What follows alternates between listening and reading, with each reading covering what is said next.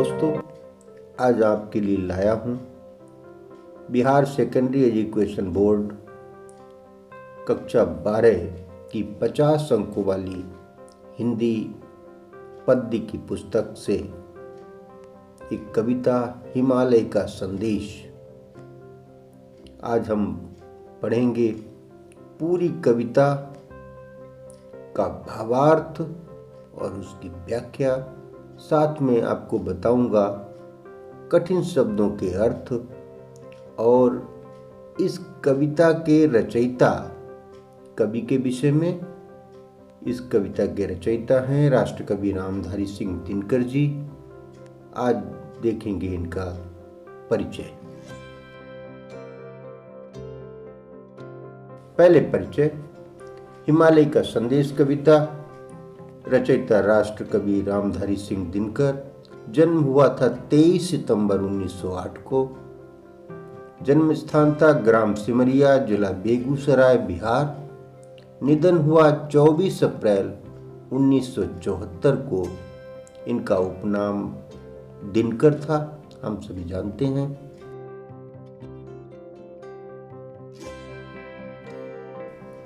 इनकी अवधि थी हिंदी साहित्य के इतिहास के अनुसार आधुनिक काल। विधाएं थीं गद्य और पद्य। विषय थे कविता, खंड काव्य, निबंध, समीक्षा और साहित्यिक आंदोलन, राष्ट्रवाद और प्रगतिवाद। उल्लेखनीय कृतियां हैं कुरुक्षेत्र, रश्मिरथी, उर्वशी, हुंकार, संस्कृति के 4 अध्याय, परशुराम की प्रतीक्षा, हाहाकार।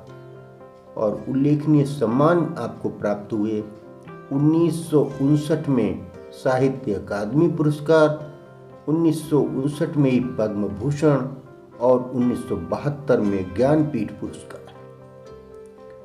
हिमालय का संदेश राष्ट्रकवि रामधारी सिंह दिनकर जी का एक प्रेरक कविता है। दिनकर जी की यह कविता उनके काव्य संकलन नील कुसुम में संकलित है।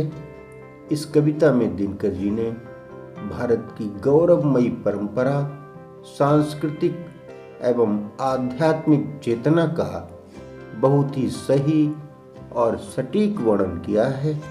कविवर दिनकर ने भारत के अतीत की गौरवपूर्ण चित्रों का स्मरण कर वर्तमान को संवारने का संदेश दिया है। इस कविता में कवि ने हिमालय के माध्यम से भारत की सच्ची तस्वीर सामने रखी है और भारत का सही अर्थ बताया है। आइए पढ़ते हैं कविता का अंश। वृथा मत लो भारत का नाम, मानचित्र में जो मिलता है नहीं देश भारत है। भू पर नहीं मनों में ही बस कहीं शेष भारत है।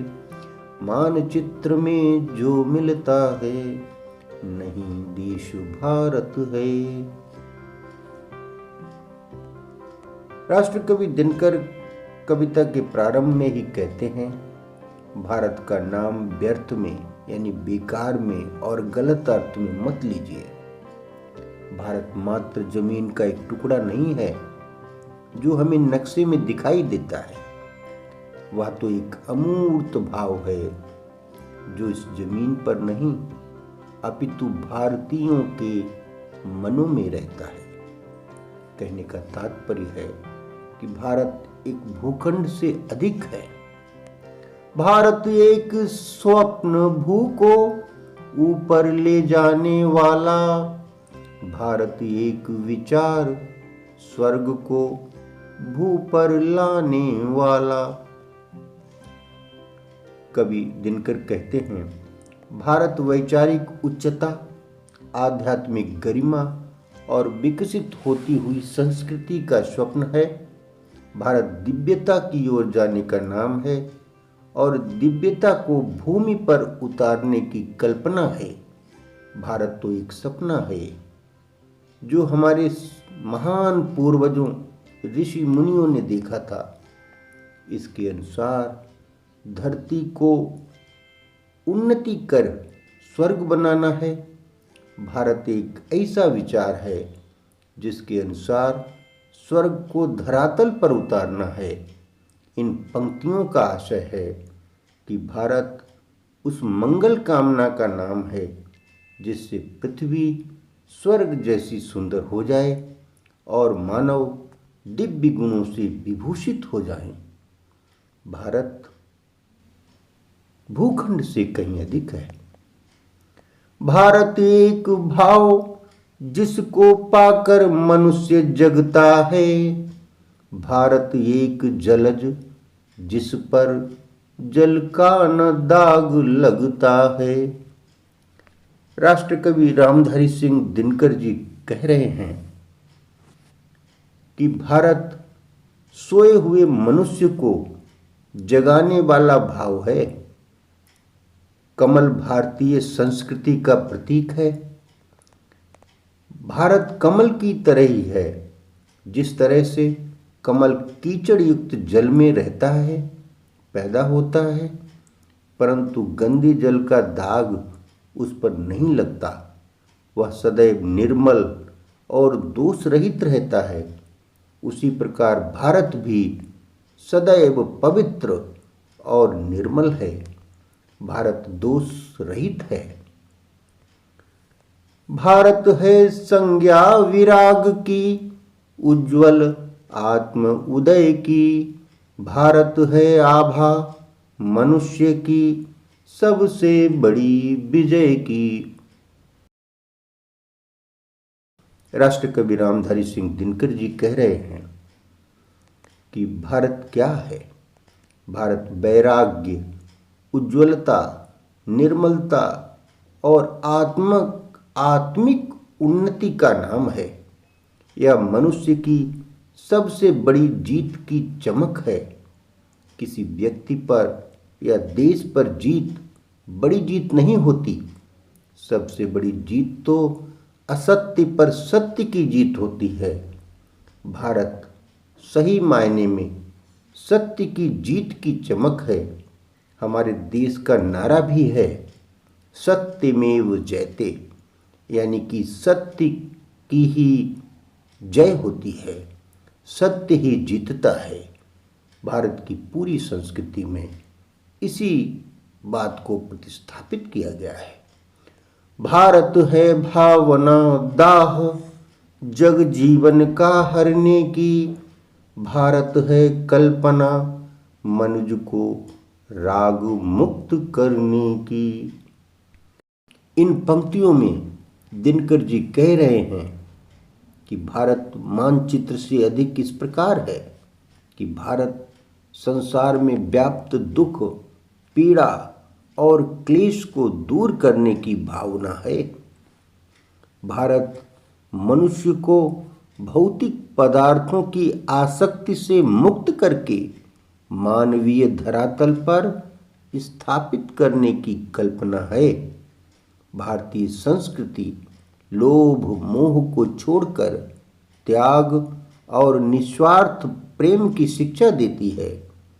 स्वार्थ, हिंसा और वैमनस्यता आदि दोषों का भारत में कोई स्थान नहीं है। भारत की परंपरा और भारत की संस्कृति अतुल्य है। जहाँ कहीं एकता खंडित, जहाँ प्रेम का स्वर है, देश देश में खड़ा वहाँ भारत जीवित भास्वर है। कवि कहता है कि भारत इस देश की सीमाओं से बाहर भी अन्य देशों में भी देखा जा सकता है। भारत सीमाओं में नहीं बंधा है। संसार में जहाँ कहीं भी अटूट एकता है, प्रेम है, आपसी भाईचारा है, वहाँ वहाँ भारत जिंदा है और शोभायमान हो रहा है। भारत वहाँ जहाँ जीवन साधना नहीं है भ्रम में, धाराओं को समाधान है मिला हुआ संगम में।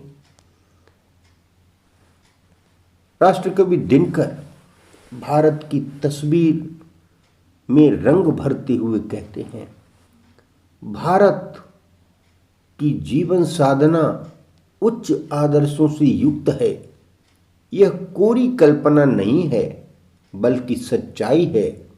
भारत विभिन्न दर्शनों, सिद्धांतों और विचारधाराओं का संगम स्थल है।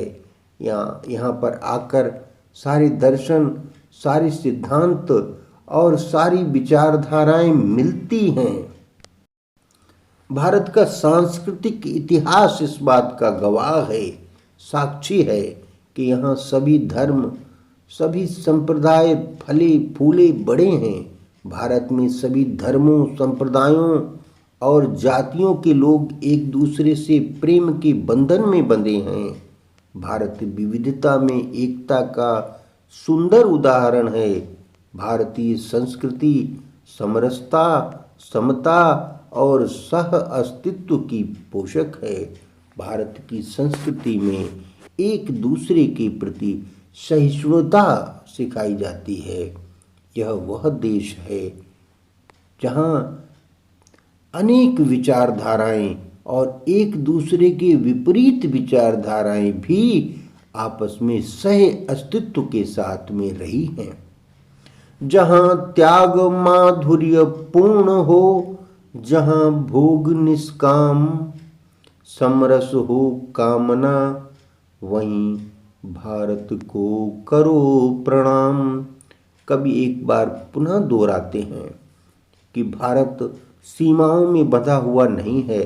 भारत उन सब जगहों पर है जहाँ पर ये गुण मिलते हैं। भारत उस संस्कृति का नाम है जहाँ त्याग में जीवन जीना सिखाया जाता है, जहाँ त्याग में भी आनंद की अनुभूति होती है और सांसारिक पदार्थों का भोग त्याग पूर्वक किया जाता है, तथा जहाँ समरसता की भावना हो। भारत वहीं समझना चाहिए तथा भारत को वहीं प्रणाम करना चाहिए। ऐसा कहते हुए दिनकर जी हमें उपनिषदों की ओर ले जाते हैं, जहाँ कहा गया है, ईशावास्यमिदं सर्वं यत्किंचित जगत्याम जगत तेन त्यक्तेन भुंजीताम माँ गृध कश्चित सुधनम। यानी कि इस संसार में जो कुछ भी है वो ईश्वर से आच्छादित है, इसलिए उसका त्याग पूर्वक उपभोग कीजिए और कृपणता न दिखाइए, लालच लोभ मोह न दिखाइए। भारत ऐसी उदात्त भावना का नाम है। राष्ट्रकवि दिनकर पुनः कहते हैं, भारत का नाम गलत अर्थ में मत लीजिए, मत लीजिए। भारत सीमा का नाम नहीं है। धन्यवाद दोस्तों। यह पाठ आपको कैसा लगा, ये वीडियो कैसा लगा, कमेंट बॉक्स में लिखिए। हम सुधार करने का प्रयास करेंगे। शब्द अर्थ जहाँ आवश्यक थे दे दिए गए हैं। कृपया चैनल को सब्सक्राइब कीजिए। धन्यवाद।